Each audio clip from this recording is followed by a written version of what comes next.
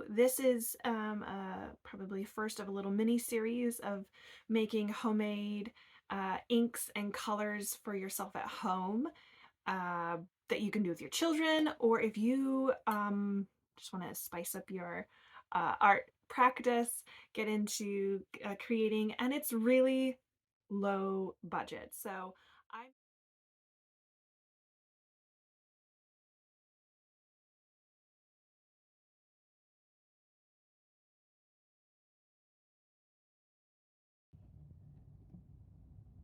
that is separating the petals.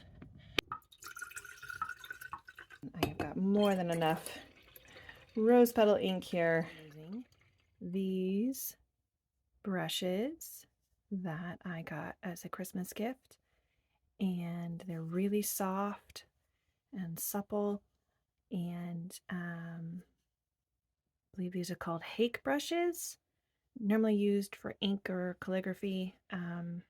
Really excited to use these. I got a lot of these and I'm going to use them in the ink. So it's kind of like chamomile tea or really bad pee. But anyways, it is quite a strong smell from the flowers that I used. I'm going to soak my brush and see if we get any colors with this. Hopefully. It looks like I am putting on water. That's how light that is. I don't even think you can see that on the camera. Nope. You can just tell that I have wet the paper. Maybe when it dries, there'll be a light yellow stain. I have this is 300 GSM or 140-pound watercolor paper, cold pressed. And I've ripped it into small squares. And I want to just see how it handles on a watercolor paper.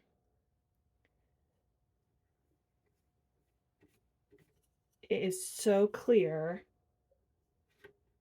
I don't think you can see anything. Maybe when it dries, I will show you if after it dries, there is something to be seen. But right now, I mean, I can see it on the brush. I can see the yellow right there at the tip, but it just doesn't show up in the paper at all. Nothing. Looks like I just painted with water. Well, that was an interesting experiment. Honest. All right. Rose tea. I'm wondering if I'm missing a step here in making an ink, because ink is a little bit more viscous. So it probably needs, I don't know if it's gum arabic or something that goes in it. If you know, let me know in the comments.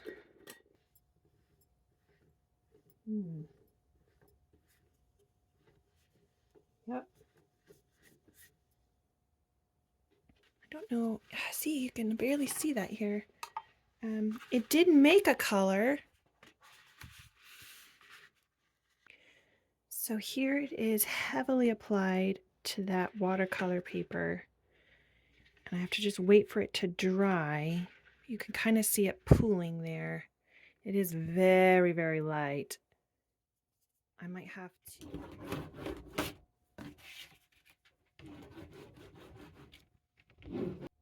It's almost a magic reveal. Maybe that's what this is.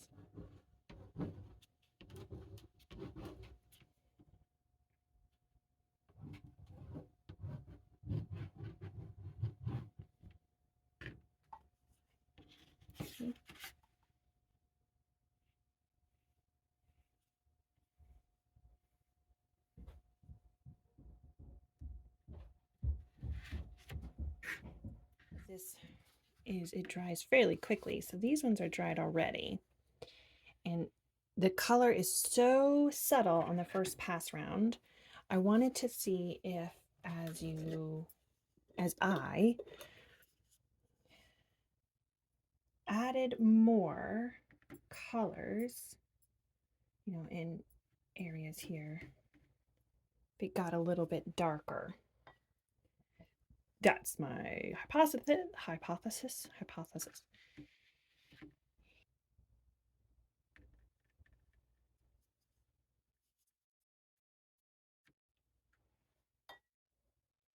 did. This is watercolor. I did. And I'm going to do.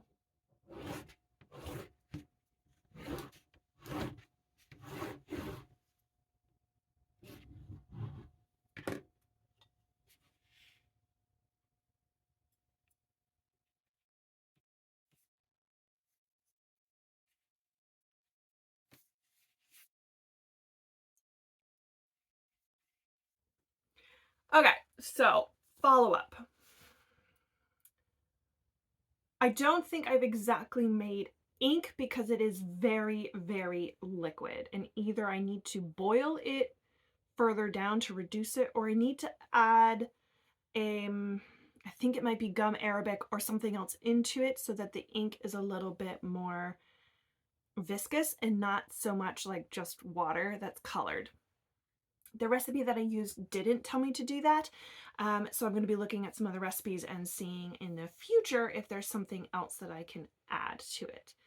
These colors were very, very subtle.